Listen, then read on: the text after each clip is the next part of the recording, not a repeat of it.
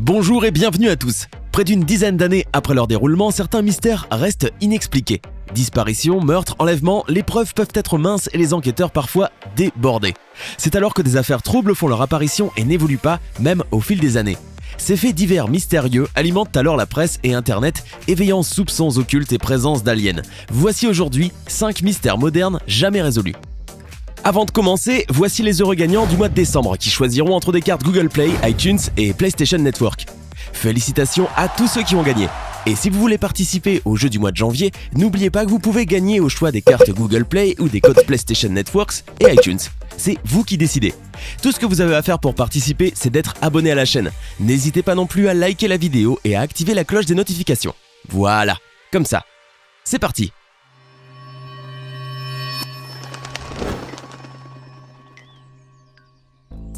Un dernier message. Le 7 septembre à 2h28 du matin, Karine McCabe, américaine résidant alors en Californie, reçoit un étrange message vocal sur son téléphone portable. Après écoute, il s'agit d'Henry McCabe, son mari de 32 ans, auditeur à Mounds View, Minnesota. La dernière fois qu'a été vu Henry, c'est par un ami qui l'a déposé à une station-service Holiday vers 2h du matin, pas très loin de son domicile. C'est donc une vingtaine de minutes plus tard que Karen McCabe reçoit un étrange message vocal sur son répondeur. On y distingue peu de paroles, principalement un mélange entre grognement et lamentation. Puis d'un coup, le message s'arrête et une personne non reconnue articule distinctement 2 mots. « Arrête-toi ». Des recherches sont lancées, mais Henry McCabe reste introuvable. 2 mois plus tard, le 2 novembre 2015, un corps est retrouvé dans le lac Rush à New Brighton par un kayakiste. Après identification, il s'agit de Henry McCabe. Le corps ne comporte pas de marques de contusion ou de blessures pouvant laisser envisager un acte criminel. Le légiste est formel, Henry McCabe s'est noyé. Des analyses toxicologiques ont été effectuées ne permettant pas de confirmer la cause de la mort. Toutefois, les amis d'Henry McCabe, présents avec lui la nuit de sa disparition, ont indiqué que l'homme était dans un état d'ébriété certain. À ce jour, la cause de sa mort est encore inexpliquée. Certains tablent sur un suicide, McCabe ayant des problèmes d'argent ainsi qu'au travail. D'autres optent pour un accident, McCabe ayant consommé trop d'alcool ou de stupéfiants, ayant chuté dans le lac avant de s'y noyer. Pourtant, il existe d'autres hypothèses comme l'enlèvement, notamment dû à sa nationalité libérienne. Ce qui est certain, c'est qu'il n'était pas totalement seul au moment de l'enregistrement. Quelqu'un d'autre se trouvait avec lui, mais ce quelqu'un-là ne lui fit pas du mal, il ne le toucha pas. Il lui dit seulement d'arrêter. Une cheminée. Alors, comment sortir de la maison à l'âge de 18 ans et finir à l'intérieur d'une cheminée, dans une cabane dans les bois, avec seulement une chemise et des vêtements pliés sur un côté? Cela ressemble à une fête complètement folle qui a mal fini. Vous ne pourrez pas le croire, mais c'est ce qui arriva à Joshua Maddox en 2008. Il était sorti un jour et avait disparu pendant 7 ans. 7 ans sans avoir aucune nouvelle de lui jusqu'à ce qu'on le retrouve dans la cheminée d'une cabane que l'on était en train de détruire. C'est vrai, le trouver avait mis un point final à la question « Où était-il » Mais faisait maintenant apparaître une autre question plus grande. Que faisait-il nu dans une cheminée? Ce n'est pas une fin normale pour un jeune garçon de 18 ans. On se dit d'abord qu'il voulait entrer à la manière du Père Noël pour voler et qu'il se serait coincé là et sans personne à proximité pour l'entendre, il serait mort peu de temps après. C'est un scénario qui, aussi étrange soit-il, serait plausible, car ce ne serait pas le premier voleur à qui cela arrive. Toutefois, cela n'avait pas de sens dans le cas de Josh, car cela n'expliquerait pas pourquoi il était à moitié nu, d'autant plus que ses vêtements se trouvaient dans la cabane. En outre, il s'était coincé dans la partie inférieure, c'est-à-dire qu'on voyait clairement les pieds qui sortaient. De manière plus simple, il avait commencé à entrer par dessous et non par dessus. Quoi donc? Quelqu'un l'avait-il emmené à la cabane? Lui avait-il ôté la vie et l'avait-il placé là à l'intérieur?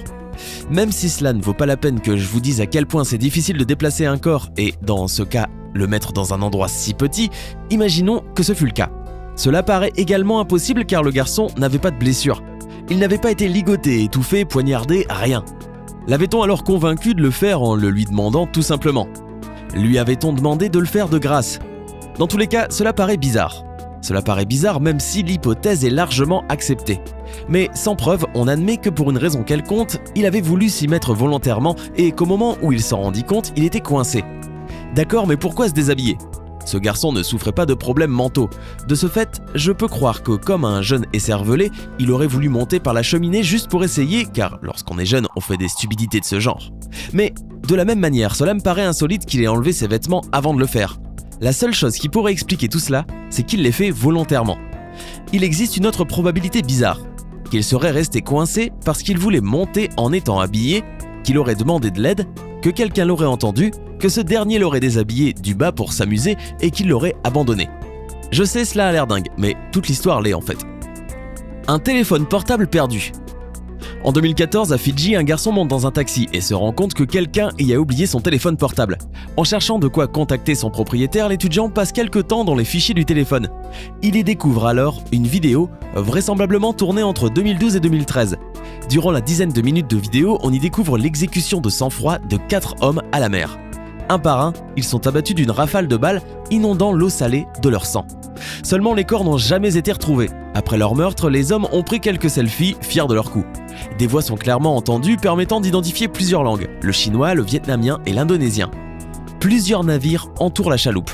Un des bateaux a été identifié, il appartient à un homme du nom de Lin Yuchi, resté muet concernant son implication. À ce jour, les meurtriers n'ont pas été arrêtés. Puisque la localisation des lieux n'a pas pu être effectuée, aucun gouvernement n'a souhaité prendre l'initiative de mener une enquête. Et pour cause, les actes similaires sont légion dans la région. Selon le New York Times, en 2013, 6000 crimes avaient été commis dans les eaux proches de la Malaisie, de l'Indonésie et du Vietnam. L'incident pourrait bien correspondre à un acte de piraterie manqué, à un règlement de compte entre pêcheurs ou simplement une exécution sommaire. Toutefois, sans enquête concrète, l'affaire ne sera jamais élucidée. Un expert de Sherlock Holmes. S'il y a bien quelque chose de mystérieux, c'est la façon dont est survenue la mort de Richard Green, un homme considéré comme un expert dans tout ce qui se rapporte aux œuvres de Sherlock Holmes.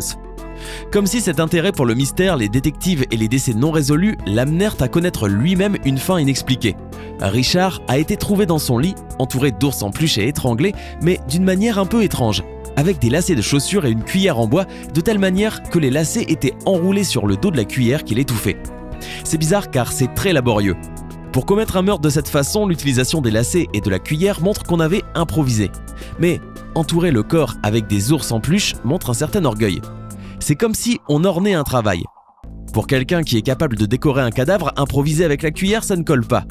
Peut-être que c'est aussi ce que se dit la police. Elle entra, le vit, prit les papiers et écrivit bien grand dans la partie « cause du décès, suicide ». Dans ces cas-là, qui ne sont pas très clairs, c'est souvent ce que la police met par défaut, sans plus.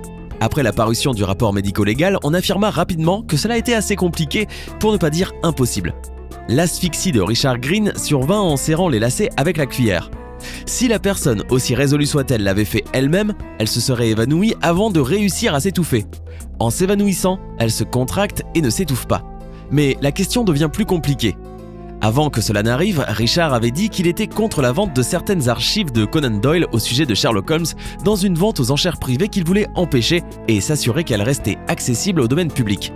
Cela avait apparemment agacé certaines personnes à tel point qu'une semaine avant sa mort, Richard Green déclara qu'il craignait pour sa vie, que quelqu'un de la société de Sherlock Holmes le poursuivait, mais que malgré tout, il ne changeait pas sa position par rapport aux archives. Et c'est ainsi que l'on retrouva Richard Green, le plus grand fan de Sherlock Holmes, dans son lit sans vie, entouré d'ours en peluche. Un cœur perdu. Ceci est le comble de l'étrangeté. Comment cela a-t-il pu arriver ou pourquoi quelqu'un l'aurait-il fait ? Il s'avère qu'à la mi-2016, quelques ouvriers découvrirent un cœur dans un sac jeté par terre près d'une station-service. Un cœur que l'on n'avait même pas pris la peine de cacher le moins du monde. Bien, que faisait-il là ? Norwalk, un village du Connecticut où cela est arrivé, ne comptait que quelques milliers d'habitants. Je veux dire que s'il y avait eu un cas récent où il manquait le cœur à une victime, ou si un hôpital avait perdu un organe durant son transport, on s'en serait rendu compte immédiatement.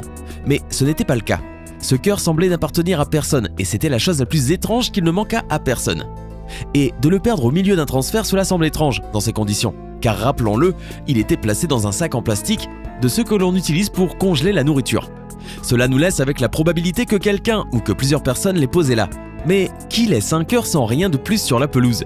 Si vous laissez une note, si vous laissez quelque chose dans le but de donner un message, on peut comprendre que vous voulez attirer l'attention, sauf que le sac était vide. L'examen du cœur a confirmé qu'il s'agissait d'un cœur humain. Il dégageait une certaine odeur de décomposition, mais même s'il se trouvait par terre, et de cette mauvaise manière, il était bien conservé. Finalement, on affirma qu'on pensait avoir trouvé ce qui ressemblait à un liquide qui pouvait le conserver, du formol. Cela expliquerait pourquoi il ne manquait à personne. C'est juste une idée, mais il se pourrait que quelqu'un ait reçu ce cœur conservé comme un cadeau, peut-être comme un héritage, ou qu'il l'ait acheté dans une vente aux enchères, et qu'en le ramenant à la maison, ce cœur lui aurait donné la chair de poule, alors il se contenta de le mettre dans un sac et de s'en débarrasser. Bien sûr, ce n'est qu'une petite probabilité car on aurait pu en faire don à un hôpital, une école ou une université, un endroit où on l'aurait utilisé davantage. Mais peut-être que c'était quelqu'un d'inquiet qui le voulait dehors le plus tôt possible. De toute façon, on ne sait toujours pas ni qui, ni pourquoi on laisse un hacker dans un sac au milieu de la rue. C'était 5 mystères modernes jamais résolus. Lequel de ces mystères vous intrigue le plus? Dites-le nous en commentaire. Hey, c'est tout pour aujourd'hui. Si vous avez aimé la vidéo, n'oubliez pas de la liker et de la partager avec vos amis. Et si vous êtes nouveau sur la chaîne, n'oubliez pas de vous abonner et d'activer la notification. Bye bye!